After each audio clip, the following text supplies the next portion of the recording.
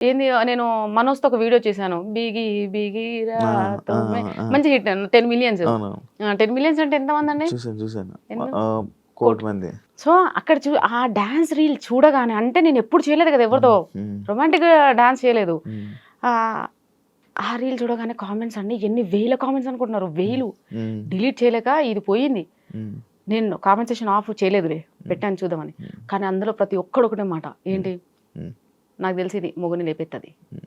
రెండోది ఈడే దీని బాయ్ ఫ్రెండ్ రా పక్కా 101% మామ పెద్దాం ₹1,00,000. ఈ యాక్చువల్ కామెంట్ ఏంటో అర్థమైంది నాకు. ఆ! ఆ! ఆ! మామ పద్దాం 1,00,000 ఈళ్ళిద్దరు డెఫినిట్‌గా రిలేషన్‌షిప్‌లో ఉన్నారంటారు. ఆ!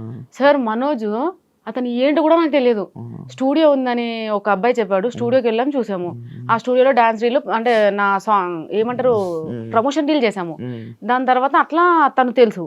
దాని తర్వాత నేను ఈ సాంగ్ అనుకున్నాను. హ్మ్. ఎవరితో అనుకుంటే మనోజ్ కొరియోగ్రఫీ బాగా చేస్తాడు. హ్మ్. కొంచెం మనకి హ్మ్. డాన్స్ రీల్ సెలెక్ట్ చేసుకున్న మన పక్కన పర్సన్ గూడంగా హ్మ్. ఆ లెవెల్‌లో ఉంటేనే హ్మ్. హ్మ్. సూట్ అవును. అవ్వాలి గదండీ! అవును. అవును.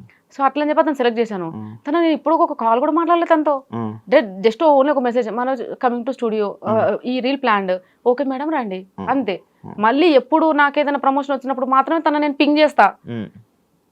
అలాంటిది వీళ్ళు డిసైడ్ అయిపోయారు. వాడు నా లవర్ అంటారు. వాడు నా బాయ్ ఫ్రెండ్ అంటారు. పక్కా రిలేషన్‌షిప్‌లో ఉన్నా అంటారు.